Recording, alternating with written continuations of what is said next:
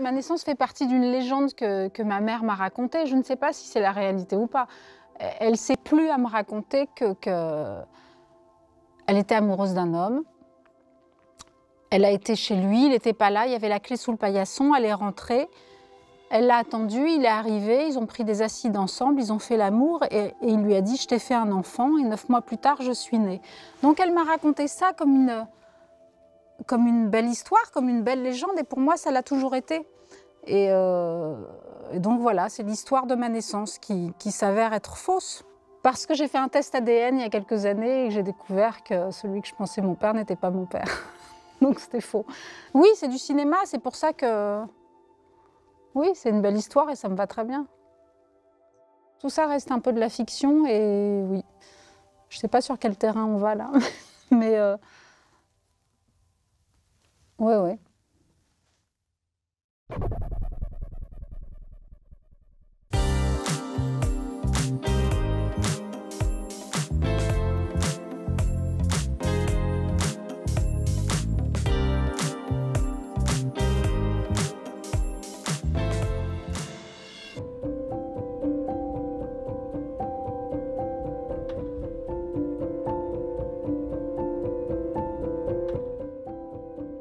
Elle vous sourit et votre journée s'éclaircit.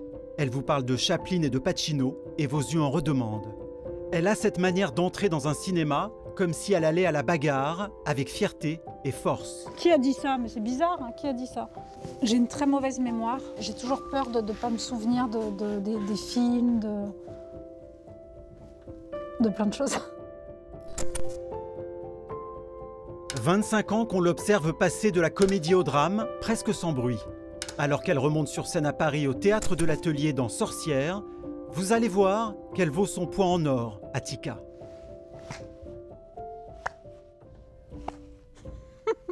Trois claps. Pourquoi je dis que j'ai toujours baigné dans le cinéma? Parce que déjà ma mère, celui qu'elle disait être mon père était chef-op de Philippe Garrel. Donc déjà c'était... il y avait toujours ce parfum-là et Philippe Garrel à l'époque, il venait à la maison, il avait même été mon baby-sitter quand j'étais petite et tout ça. Donc il y avait toujours ce parfum-là, que ma mère était très attachée au cinéma, qu'elle a réalisé des courts-métrages, un long-métrage. Donc après l'école, elle venait me chercher. Mon école était dans le 5e et elle m'emmenait dans les cinémas du 5e, le Champollion, la rue des Écoles. Elle m'emmenait voir les Charlie Chaplin, les Max Brothers, les Monty Python. En tout cas, je ne me souviens pas que ma mère ait eu de tabou par rapport aux films que je voyais. Après, je n'ai pas de souvenir d'images choquantes de films que j'ai vus ou de traumatisme par rapport à ça. Mais oui, j'ai vu des films qui n'étaient pas du tout destinés à mon âge. Je me souviens d'un film, comment il s'appelle, où ils dansent pendant des heures et les gens tombent les uns après les autres. On achève bien les chevaux. Je pense que je l'ai vu assez jeune. Et en effet, c'est des images assez fortes, etc. Mais c'est vrai qu'il y avait une frustration quand j'arrivais à l'école, à la cantine, et que les autres avaient été voir les gros trucs populaires et tout ça. Et moi, je ne connaissais pas, je ne savais pas, parce que ma mère refusait, c'était pas du tout son univers, et elle refusait d'aller voir ça. Elle ne voulait pas aller dans cet univers-là, parce que ce n'était pas elle, et c'était une posture, et c'était trop commercial, et c'était trop mainstream, etc. Je pense que c'est vraiment... Elle se situait sur le chemin à côté, et pas sur celui-là.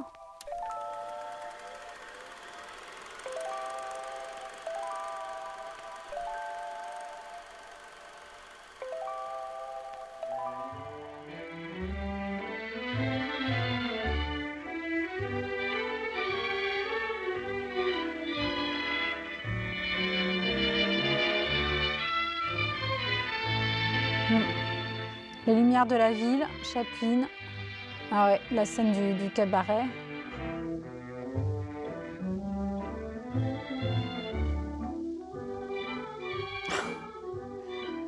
Non mais ce qui est fou, c'est que c'est une succession de gags. C'est en plan séquence en fait, rien n'est monté, ça ne s'arrête jamais. Je crois qu'il a mis 6 mois à tourner ce film. Je suis épatée par ce mec, c'est vraiment... voilà, s'il y a quelqu'un que j'admire, c'est bien lui.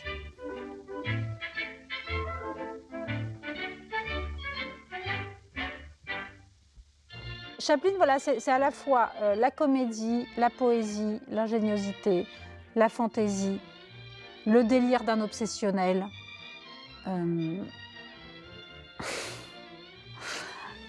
Pardon, parce que à chaque fois je me replonge dedans. C'est un jeu un peu du luberlu comme ça, et en même temps qui a beaucoup de sensibilité et d'humanisme. C'est quand même toute la construction et toute l'inventivité de ces scénarios et de comment ils filment les scènes. C'est ça que j'admire.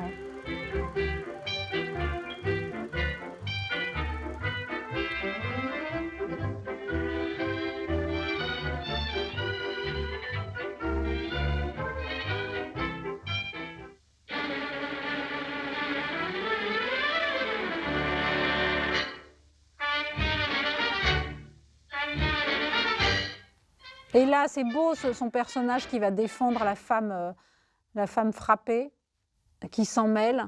Parce que c'est ça, c'est aussi un peu le défenseur de la veuve et de l'orphelin dans ces histoires. Et puis je limite, hein, je sais limiter Chaplin. Mais ça aurait fait un fabuleux grand-père.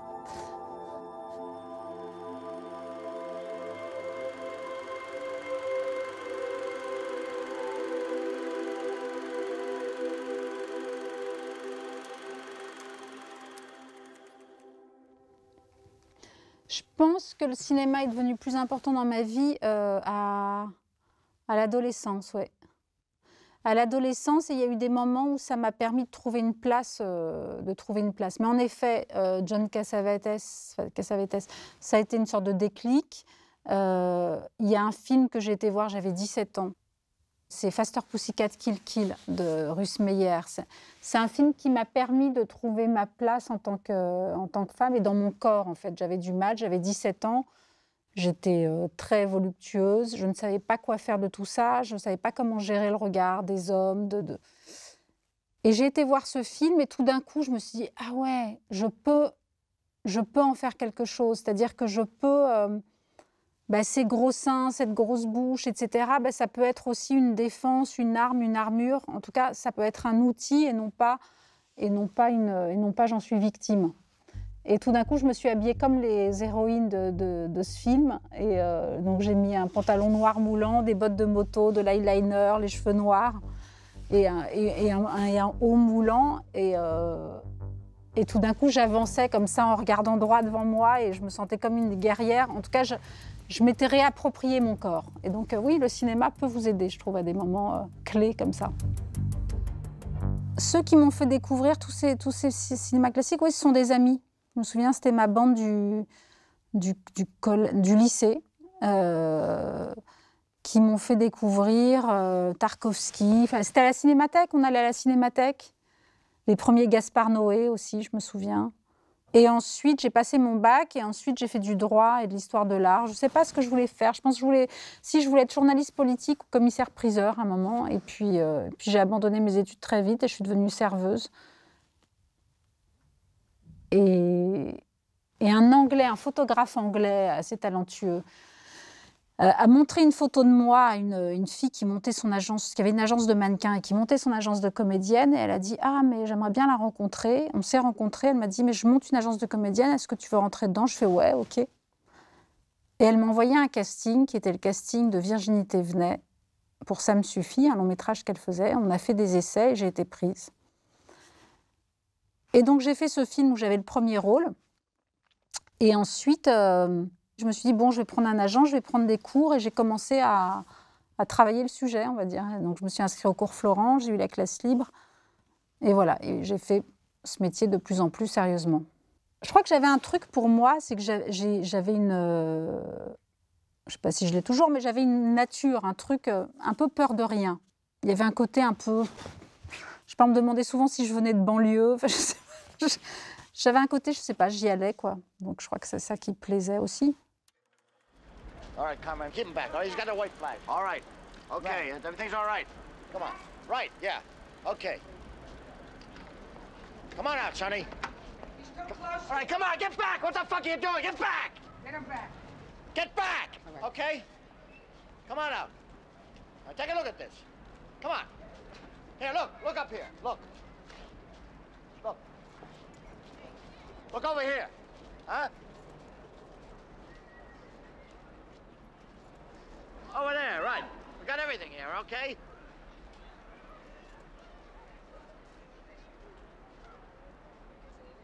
Sidney Lumet, alors, ce film, Un après-midi de chien, alors, quand on le voit, je le vois jeune comme ça, c'est un film très fort parce que le film est fabuleux, c'est un chef-d'œuvre, mais je ne comprends pas bien le sens. Et quand je le revois quelques années plus tard et qu'on comprend pourquoi il fait tout ça, c'est quand même pour payer l'opération de transition de son mec, de son amant, qui veut devenir une femme.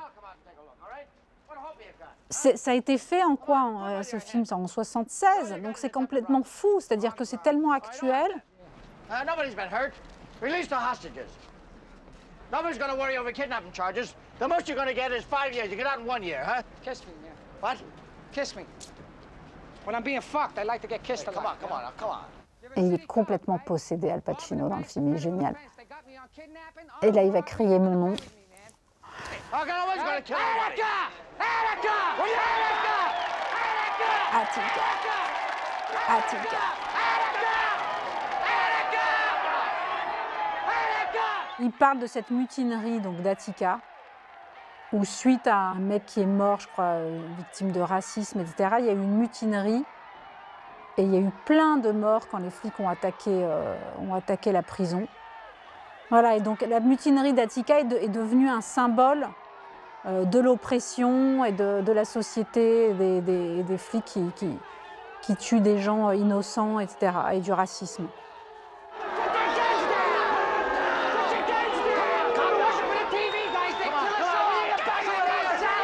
C'est lui le bad boy quand même, c'est Al Pacino, et là il va réussir, dans cette scène qui est fabuleuse, il réussit à retourner tout le monde et tout le public et toute la société devient pour lui, et c'est eux qui deviennent les bad boys. Et le jeu de Pacino, il est nerveux, quoi. Il est intérieur, enfin on sent qu'il y a une boule de feu à l'intérieur. Dans ce film-là, il est waouh.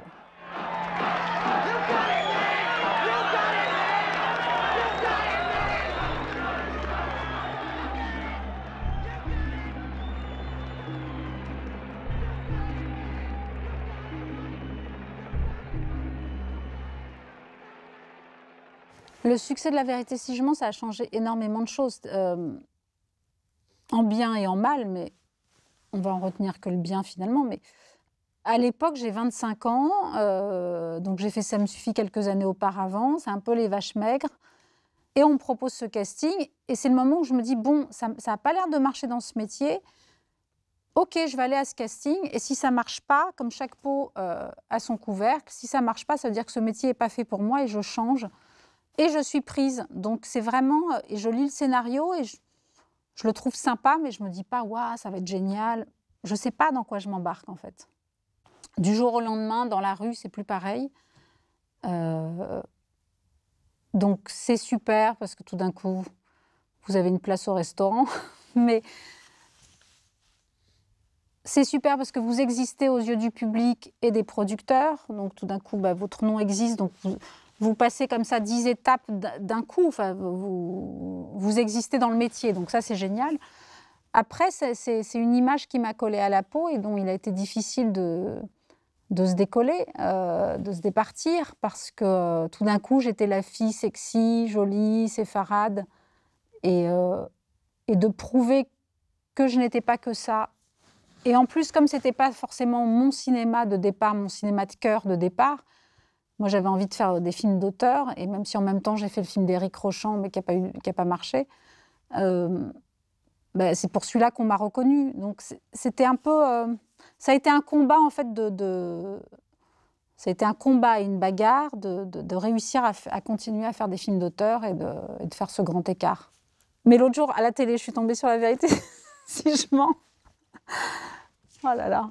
Bon, il y a des vrais problèmes de cheveux déjà, mais sinon, je me regardais, je me disais, ah oui, j'étais très critique sur mon jeu. Ça manquait de nuances, ça manquait de profondeur, c'était pas bien. Attendez, je mets une gorgée d'eau.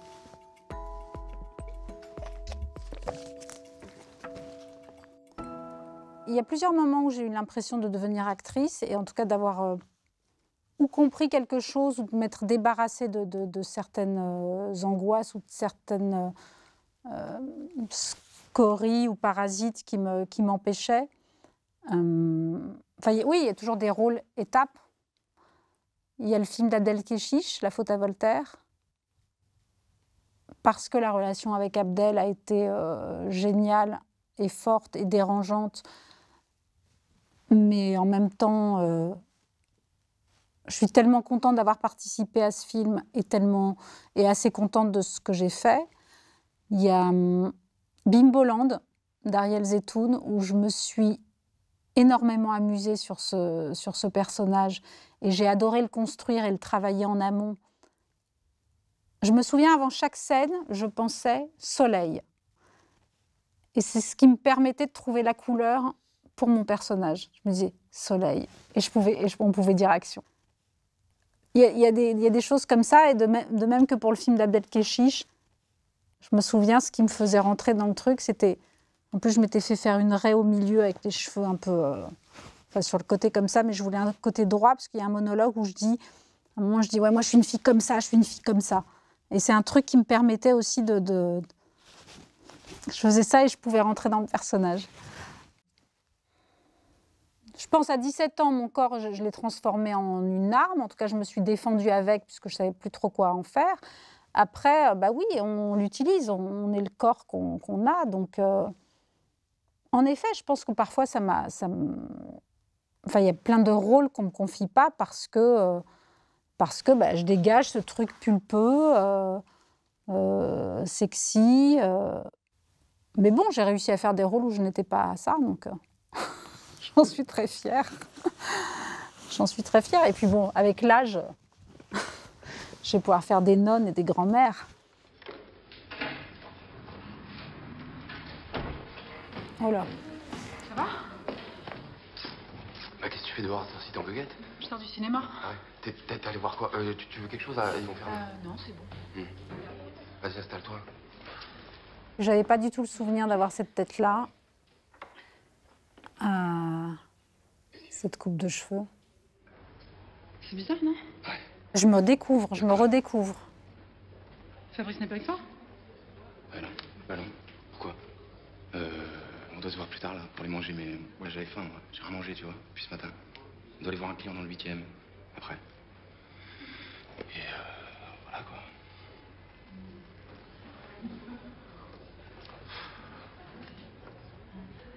Tu vas faire comment, là, pour le prévenir? Tu vas aller t'enfermer dans les chiottes avec ton portable? Allô, femme? Elle est là, au secours, qu'est-ce que je fais? De battre, ça n'a pas été un rôle facile. Ça dure depuis combien de temps, votre combat? Parce que pour le coup, Jacques Audiard m'impressionnait beaucoup. Moi, je suis arrivée sur le tournage, au début du tournage, et donc Jacques était encore tendu, il cherchait comme son angle, de son point de vue, comment il allait tourner ça. Je sais pas.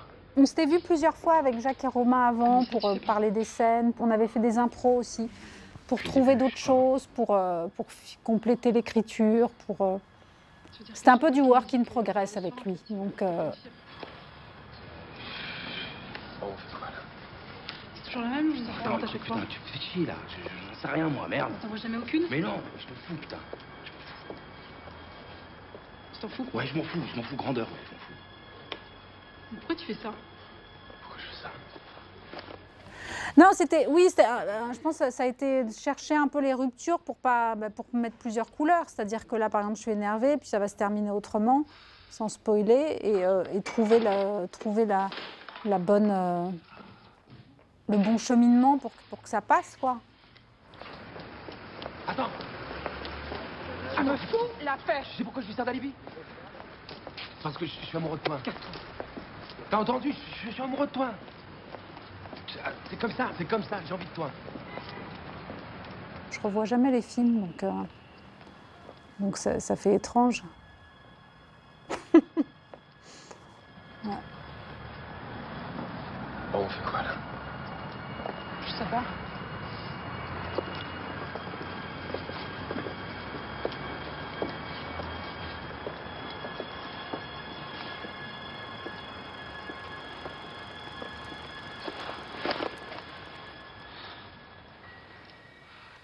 Je pense, je sais que j'ai réussi, ou en tout cas que j'ai touché quelque chose.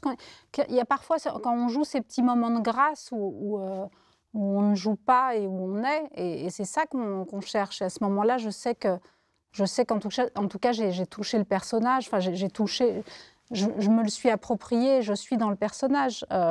C'est ça pour moi, réussir un rôle. Après, ça va être plus au résultat, à l'image, si je suis émue par ce que j'ai fait, ou si je regarde le personnage jouer et non pas je me regarde. Mais ça va être ça, ouais, réussir un rôle.